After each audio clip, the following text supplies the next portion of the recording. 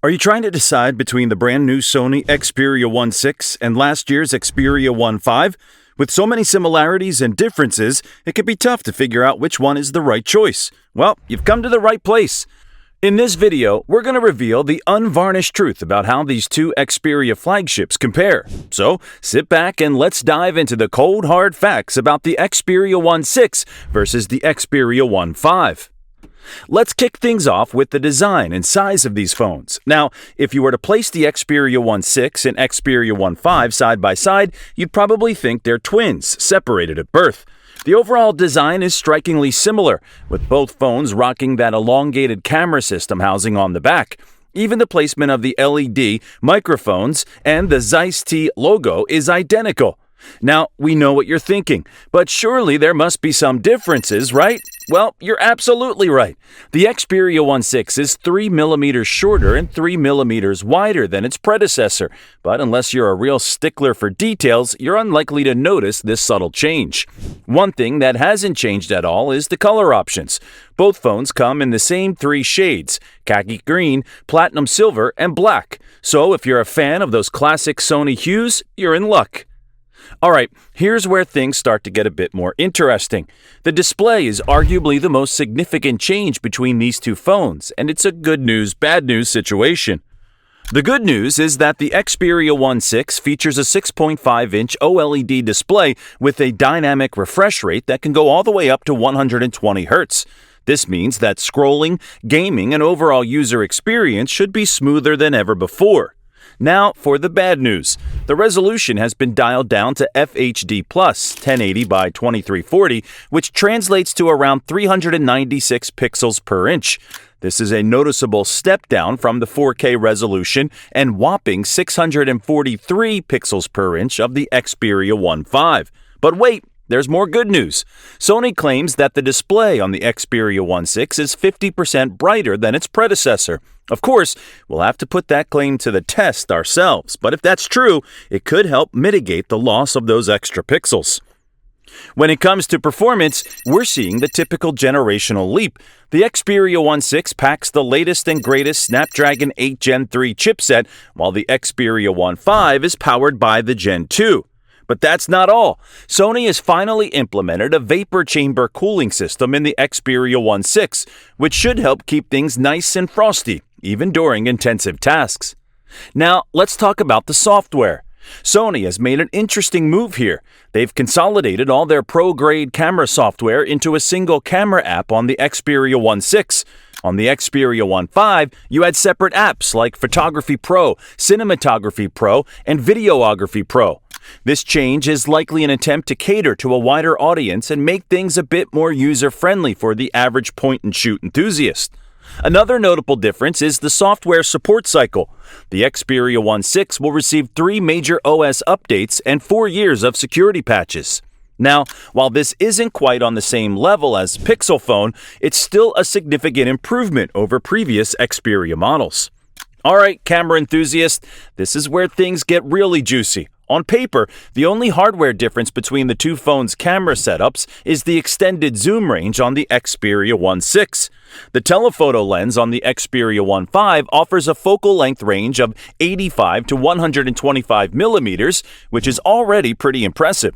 But Sony has taken things up a notch with the Xperia 1.6, extending that range all the way up to 170 millimeters. That's a whopping 7.1 times optical zoom compared to the main camera.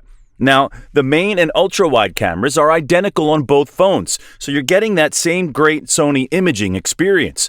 But the Japanese tech giant has also boasted about new AI-infused algorithms in the Xperia 1.6, which could potentially take your photography and videography game to the next level.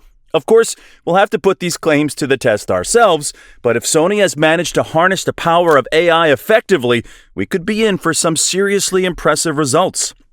Moving on to audio quality and haptics, we're seeing a lot of consistency between the two models. Both phones feature the same front-firing stereo speakers, which are decent in terms of quality, but could use a bit more oomph when it comes to overall loudness. One area where Sony hasn't cut any corners is the good old 3.5mm audio jack. Yes, that's right. Both the Xperia 1.6 and the Xperia 1.5 come equipped with this beloved port, so you can use your favorite audiophile headphones without any adapters or dongles. As for haptics, we suspect that the haptic engine is the same on both phones, but we can't say for certain until we perform some more rigorous testing. Alright, let's talk about one of the most important aspects of any smartphone, battery life and charging. Both the Xperia 1.6 and the Xperia 1.5 pack a hefty 5,000 mAh battery, which should be more than enough to get you through a full day of use. However, Sony is claiming that the Xperia 1.6 is a 2-day phone. Now, this claim might not be entirely unfounded. You see, the Xperia 1.5 has to power over 6 million pixels on its 4K display, while the Xperia 1.6 only has to handle 2.5 million pixels on its FHD Plus panel. Of course, we'll have to put this claim to the test ourselves, but if it holds true, it could be a game changer for those who value battery life above all else. When it comes to charging, things haven't really changed much. Both phones support 30-watt wired charging and around 15-watt wireless charging. Now, while these numbers aren't exactly groundbreaking, they should be more than adequate for most users. For all you spec nerds out there, we've put together a handy little table that compares the key specifications of the Xperia 1.6 and the Xperia 1.5. Feel free to pause the video and take a closer look if you want to dive into the nitty-gritty details. Alright friends, we've covered a lot, and now it's time to answer the million-dollar question. Should you upgrade to the Xperia 1.6 if you already own the Xperia 1.5? Well, if we're being completely honest, there's not a whole lot of reasons to make the switch if you're already rocking the older model. Sure, the new phone has a few notable upgrades like the extended zoom range and the vapor chamber cooling system, but for the most part, the differences are relatively minor. However, if you're in the market for your first Xperia phone, or if you're coming from an older Xperia flagship, the decision becomes a bit more complicated. If you're a die-hard fan of the 21:9 aspect ratio and that glorious 4K display, or if you prefer having separate pro-grade camera apps, then the Xperia 1.5 might be the better choice for you. And with the new Xperia 1.6 now officially available at the same starting price of €1,399, you can expect some serious discounts on the older model, which could make it an absolute steal.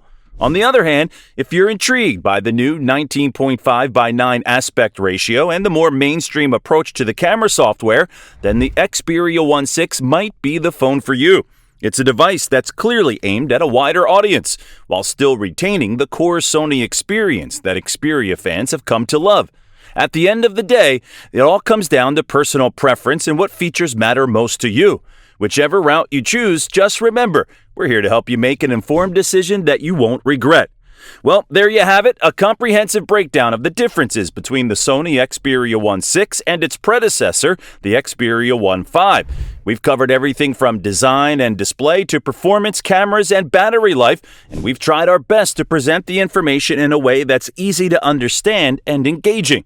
Remember, choosing a new smartphone is a big decision, and it's one that shouldn't be taken lightly. But with the knowledge you've gained from this video, you're now armed with the tools you need to make the right choice for your needs and budget.